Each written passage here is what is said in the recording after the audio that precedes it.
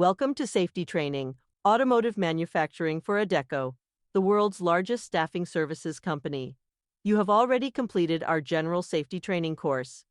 This follow-on module covers additional information relevant specifically to associates working in automotive manufacturing. Employee safety is our highest priority.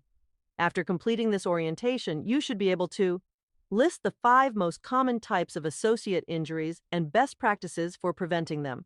Describe the importance of personal protective equipment, PPE, common to the manufacturing industry, and describe the specific safety guidelines you should follow when working with equipment often used for automobile and auto parts manufacturing. Please note that for the remainder of this video, when we say Adecco, we are referring to the Adecco Group. To begin, let's consider some general protocols and procedures to keep you safe at any worksite in the manufacturing industry. Manufacturing operations involve the production of goods using various processes and equipment. These operations can pose various hazards to associates, including physical, chemical, and biological hazards. To ensure associate safety, it is important to follow safety protocols and guidelines such as wearing personal protective equipment, properly handling hazardous materials, and using equipment safely. Additionally, associates should be aware of emergency procedures and know how to respond in case of accident or injury. Regular safety training and communication can help prevent accidents and ensure a safe work environment. In this section, we'll explore some common associate injuries, as well as some strategies to keep yourself safe while on the job. The 5 most common types of associate injuries in the manufacturing sector include musculoskeletal disorders, MSDs, slips, trips and falls, contusions, cuts and lacerations, and burns and heat or cold exposure.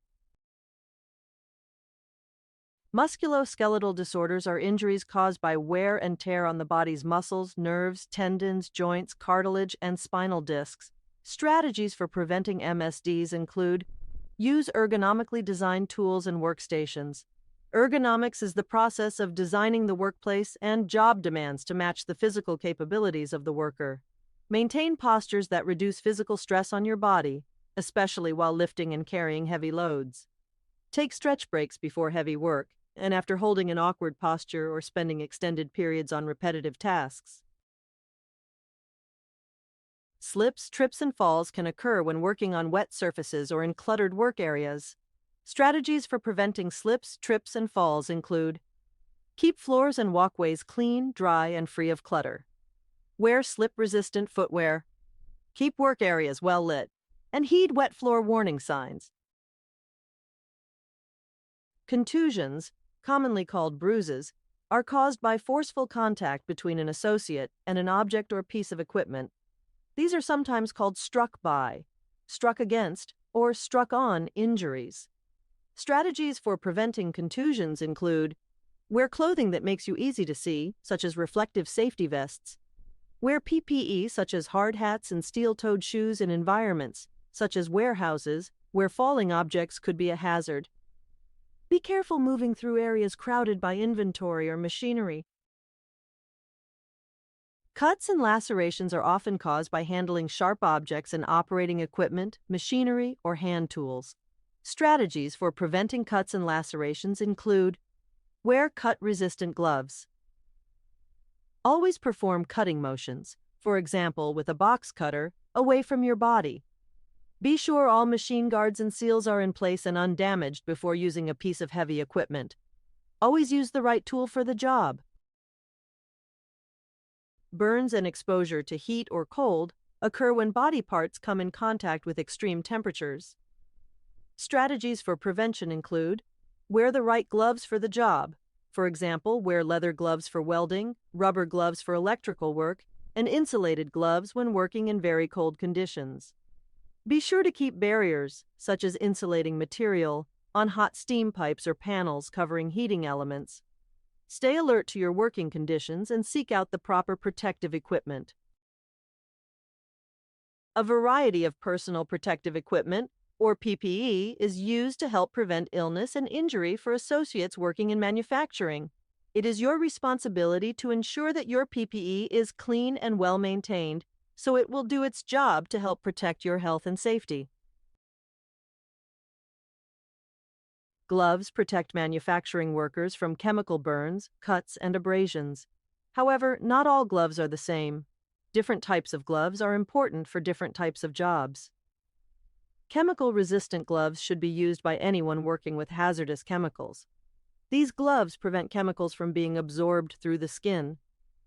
Cut-resistant gloves help to protect your hands and fingers from cuts and abrasions when performing tasks with sharp tools, such as box cutters. In fact, 70% of hand and finger injuries are reported by people who were not wearing gloves. Slip-resistant footwear helps to protect you from slips and falls.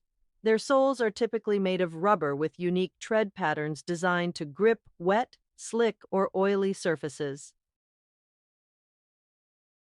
Always wear proper eye protection when working around hazards such as chemicals, flying objects, or mechanical irritants, including dust. Face shields protect you from chemical splashes. A properly sized face shield should extend below your chin and above your eyes and should wrap around the sides of your face. Excessive noise exposure is the most common cause of hearing loss. To protect yourself, wear earplugs or earmuffs to dampen the noise caused by industrial equipment common to the manufacturing environment. Wearing face masks may help prevent the spread of COVID-19 and other airborne illnesses. In this section, we'll review some common equipment used in the automotive industry, as well as some strategies for using machines and devices safely. Many different types of equipment are common to the automotive manufacturing industry. Remember, you should never operate any equipment unless you've been trained and authorized to do so. Stamping presses use specialized dies and extreme force to press sheets of metal into precisely the right form. Robots are used on the factory floor to provide a very high degree of repeatability and precision, which can improve quality and productivity. Robots are used for many purposes, including painting, welding, assembly, and material handling. Paint, spray, and dip lines are used for car painting. The process involves multiple steps. First, the vehicle body is dipped into a white electrocoating solution and exposed to high voltage to remove film buildup. Then, the primer, base coat, and clear coat are all applied via sprayers. Conveyor systems are used extensively on automotive assembly lines to move parts and materials during the manufacturing process. Powered torque wrenches and drivers are tools that are used to tighten nuts and bolts to a predetermined torque value. This allows fasteners to be tightened to the proper tension. Cranes and material hoists are used in automobile manufacturing to lift and transport auto parts, engines, car bodies, and other items during the assembly line process. Cutters and dies are used to cut materials like rubber, vinyl, fabric, carpet, plastic, foam, asphalt, urethanes, nylon, and more for a wide variety of automotive products, including upholstery, floor mats, gaskets, seals, and other accessories. Battery charging stations are used to power industrial trucks such as forklifts. Engine test stands and dynamometers are devices used to test an internal combustion engine that has been removed from a vehicle to confirm performance before the engine is installed back in the equipment. The automotive manufacturing industry includes upstream parts manufacturers who build exhaust systems, airbags, heating, ventilation, air conditioning systems, and filtration devices that go into cars. These manufacturers commonly use additional types of equipment.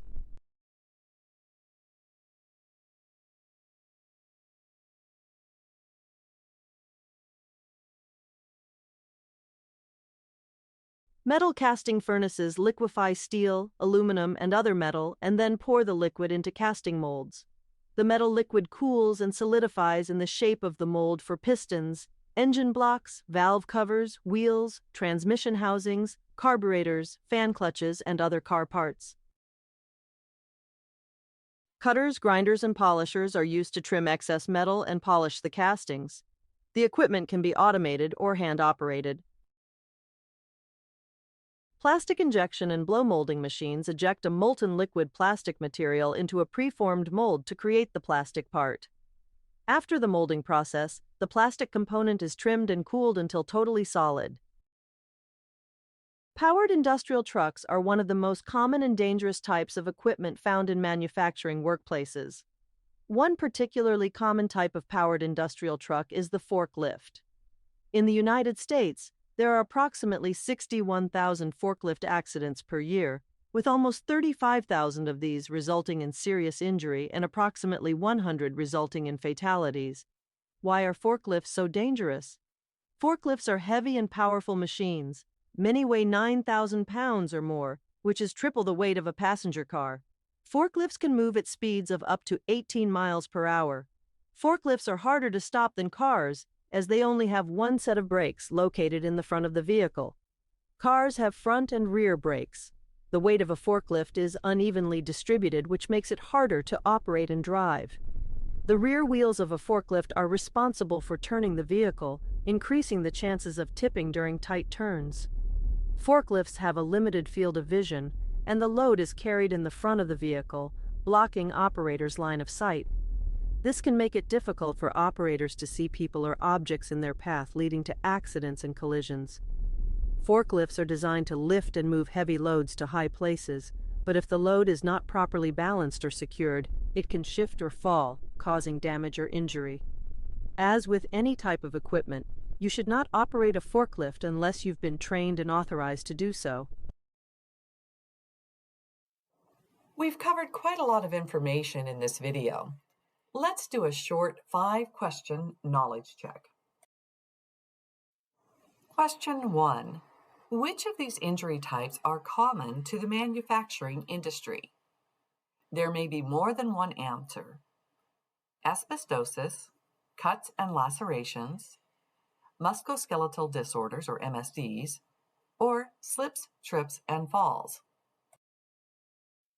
The correct answers are cuts and lacerations, musculoskeletal disorders, and slips, trips, and falls are common injury types for the manufacturing industry. Question 2. True or false? You should never use any tools, machinery, or equipment unless you've been trained and authorized to do so by Adecco and your client supervisor. The correct answer is true. Question 3. Which of these statements are true about forklifts? There may be more than one answer. They are heavy and powerful. They are harder to stop than cars. Their weight is unevenly distributed. They can move at speeds of up to 50 miles per hour. The load is carried in the front of the vehicle, blocking operators' line of sight. The correct answers are, they are heavy and powerful. They are harder to stop than cars. Their weight is unevenly distributed. And the load is carried in the front of the vehicle, blocking operators' line of sight.